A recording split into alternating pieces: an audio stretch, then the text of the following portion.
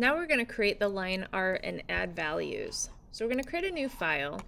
We want to make this 11 inches by 14. You can change your orientation depending on your photo, if it's horizontal or vertical. Make sure your color mode is RGB since we'll be putting these on our websites. I'm going to hit create, and then I'm going to place that photo into my Illustrator document. So I can go to File, Place, and I can go to where I have that posterized image. You can also just drag it in as well.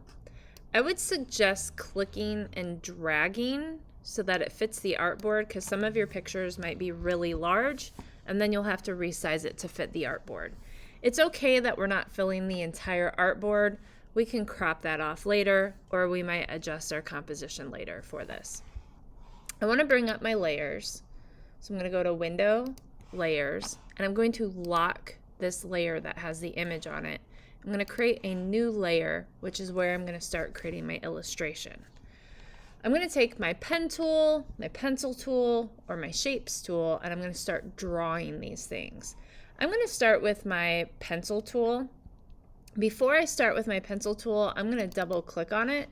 I'm going to make sure that my fidelity is to accurate so that I get really accurate paths when I draw with my pencil tool. I'm going to hit OK, and I'm going to take that pencil tool, and I'm not going to worry about the background. I'm just looking at like the face and maybe like the shoulders. We don't want just a floating head. So I'm going to draw this whole thing. I could use the pen tool to do this as well, but I'm going to go ahead and I'm going to trace over the entire illustration, and I'm just going to kind of guess where the shoulder is. I'm not overly concerned about this being straight at the bottom or on the sides. And again, I'm just using this as a reference. I can't really see his jawline right here, but I can imply it with where I think that jawline would be. And then some of his head is in a shadow here as well. So I can kind of just draw where I think it is. And then I can either cut his head off like it is, or I could draw all the way up at the top and kind of make the dome of his skull. But for now, I'm just going to hold the Shift key and close my path. Got to make sure that you close your path. So I've outlined all of him. Now I'm going to choose one of the values of gray that I have in here, or one of the highlights or the shadows. I need to choose at least one color. I'm going to pick one color or value that kind of is used all over the face. So for this one, I'm going to use the gray. I'm going to use my eyedropper tool, and I'm going to sample this gray color. So right now, if I hide layer 1, all I have is a gray outline. So I'm going to drop down my layer 2, I'm going to hide that outline, I'm going to bring that picture back up. Now I'm going to draw maybe the highlights. So again, I'm just using this as reference. It doesn't have to be exact, but I'm going to go in here. He's got some little curves in his eyebrows and above his nose because he's kind of crunching his face. He's an older gentleman, so he's got some smile lines in here, some wrinkles around his eyes that I want to kind of add in there. And I'm just going along the outside of this white space.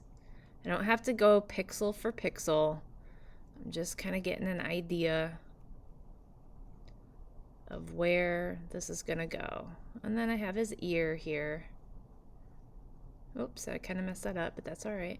I can fix that. I'm running out of space on my desk. I can come back and fix that. I'm going to hold Shift to go straight across up here to close my space. Now I kind of messed up in this area here. I kind of hit the edge of the table, so I can take my direct selection tool.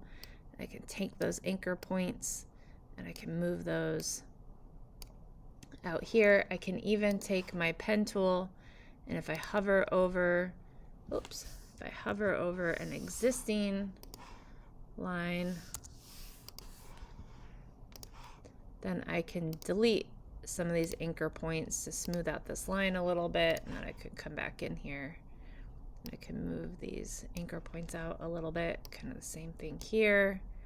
I can pull these anchor points out into the space, and I can move these handles to change the direction of that line as well. So I can just kind of adjust this a little bit,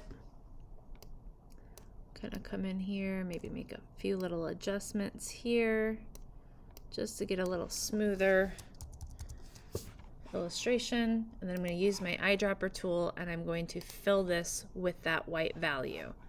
Now when I hide the picture and I bring up that other layer, you're going to start to see those highlights emerge.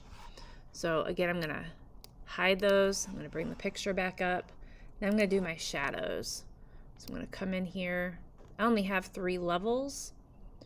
So my shadows are going to be completely black. Again, I messed up a little bit there, but not a problem. I'm going to come back over here. And then I'm going to draw his beard. So I have to make a decision here. Am I going to go around the bottom edge of his beard, or am I going to draw the beard on top of this black shadow?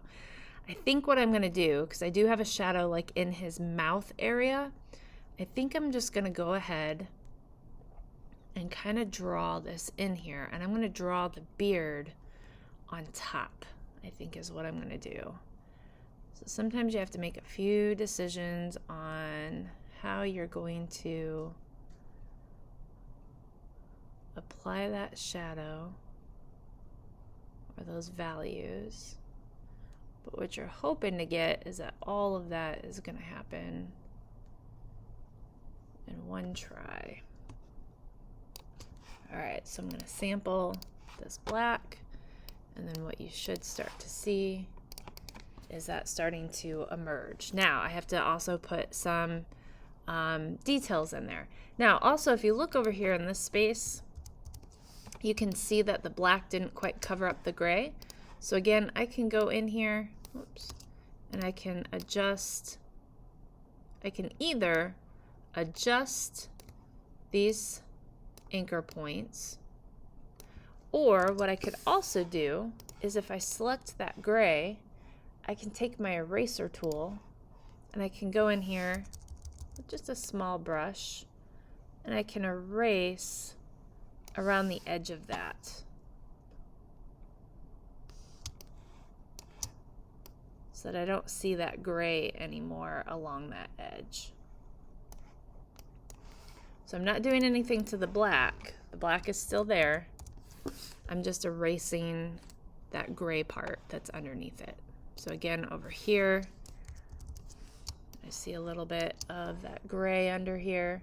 So I could take that eraser and just kind of clean that up a little bit. Because I want these to overlap each other. Now I might go in and do a few of the details, like this eye on the right is very shadowed. So I'm going to come in here and draw this shadow in here.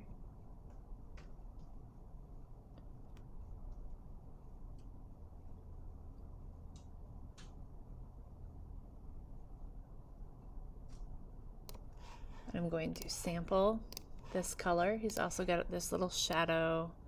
He's got kind of bags under his eyes. He's an older gentleman, maybe a little tired. So I'm going to add those shadows in, and then I'm going to hide those. And then he's got a catch light right here. So everybody's going to have reflections unless it's completely dark on that side of the face. There's going to be reflections in here. I could just draw it with the pen tool, or I could use like the circle tool, and I could just make that white if I wanted to.